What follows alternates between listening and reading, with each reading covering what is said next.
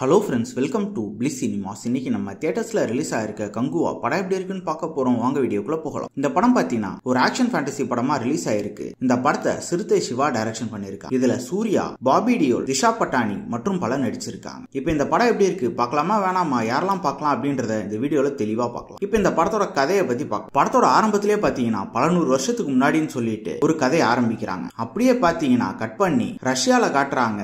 அங்க சின்ன பசங்களெல்லாம் வச்சு ஏதோ ஆராய்ச்சி பண்ணிக்கிட்டு இருக்காங்க. அதுல இருந்து ஒரு பையன் தப்பிக்கிறான். தப்பிச்சவன் பாத்தீங்கன்னா நேரா கோவாக்கு வரான். கோவால நம்ம ஹீரோ சூர்யா இருக்கு. அவர் யாருன்னு பாத்தீங்கன்னா போலீஸால பிடிக்க முடியாதவங்க எல்லாம் இவரும் ஹீரோயினும் சேர்ந்து பிடிச்சு கொடுத்து அதுக்கு சன்மானம் வாங்கிப்பாங்க. அந்த மாதிரி போயிட்டு இருக்கும் போது அந்த சின்ன பையன் நம்ம ஹீரோவை பார்த்து வந்து ஒரு சில விஷயங்கள் சொல்றான். அதை நம்ம ஹீரோ நம்பவே மாட்டாரு. ஒரு கட்டத்துல அவன் ஒரு பிளாஷ்பேக் ஓபன் பண்ணி சொல்ல ஆரம்பிக்கிறான். அதுதான் கங்குவாவோட கதை. 2 தீவு இருக்கு. அதுல ஒரு தீவை நம்ம சூர்யா ஆண்டுகிட்டு இருக்காரு. இன்னொரு தீவை பாத்தீங்கன்னா பாபி டியோல் ஆண்டுகிட்டு இருக்காரு. நம்ம சூர்யா ஆள்றது பாத்தீங்கன்னா ரொம்பவே சூப்பரா இருக்கு. அதுவே பாபி டியோல் ஆள்ற இடம் பாத்தீங்கன்னா ஃபுல்லா ரத்தம் கித்தோன்னு அலையுது. ஒரு கட்டத்துல பாத்தீங்கன்னா சூர்யாவோட நகரத்தை நோக்கி ஒரு கும்பல் போர் எடுத்து வராங்க. அதுக்கப்புறம் இந்த படத்துல என்னென்ன சுவாரஸ்யமான சம்பவம் நடக்குது அப்படின்றத இந்த படத்தோட மொத்த கதையே. இப்ப இந்த படத்தோட பாசிட்டிவ் நெகட்டிவ் பத்தி பார்க்கலாம். இந்த படத்தோட மிகப்பெரிய பாசிட்டிவ் பாத்தீங்கன்னா படத்தோட விஷுவல்ஸ் தான். ஒவ்வொரு சீனுமே பாத்தீங்கன்னா ரொம்ப சூப்பரா பிரம்மாண்டமா காமிச்சிருக்காங்க. அந்த பீரியட் போர்ஷன், அதாவது ஃபேண்டசி போர்ஷன் எல்லாம் பாத்தீங்கன்னா பயங்கரமா பண்ணிருக்காங்க. கிராபிக்ஸ்ல அல்டிமேட்டா இருக்கு. அதுக்கு உண்டான செட் டிசைன் ஒர்க்கா இருக்கட்டும், அதே மாதிரி பாத்தீங்கன்னா அவங்களோட காஸ்டியூம்ஸா இருக்கட்டும், எல்லாமே சூப்பரா பண்ணி கொடுத்திருக்காங்க. சோ விஷுவல் அண்ட் கிராபிக்ஸ்க்காக இந்த படத்தை ஒரு வாட்டி பார்க்கலாம். மத்தபடி ஸ்டோரி பிளாட் பாத்தீங்கன்னா இதே மாதிரி நம்ம பல ஹாலிவுட் படம் பார்த்துருவோம். கிட்டத்தட்ட அதே மாதிரி ஸ்டோரி பிளாட் தான் ஒரு இந்த படம். பெர்ஃபார்மன்ஸ்ல பாத்தீங்கன்னா சூர்யா ஒரு சூப்பரான பெர்ஃபார்மன்ஸே கொடுத்திருக்காங்க. அதே மாதிரி படத்துல நடிச்சிருக்க எல்லாருமே ஒரு நீட்டான பெர்ஃபார்மன்ஸே கொடுத்திருக்காங்க.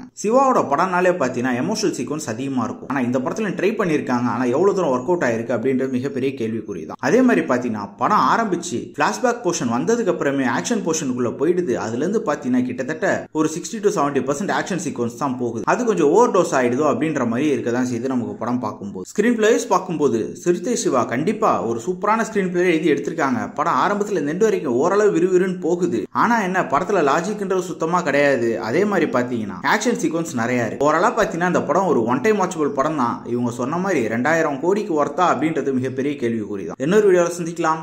தேங்க்யூ.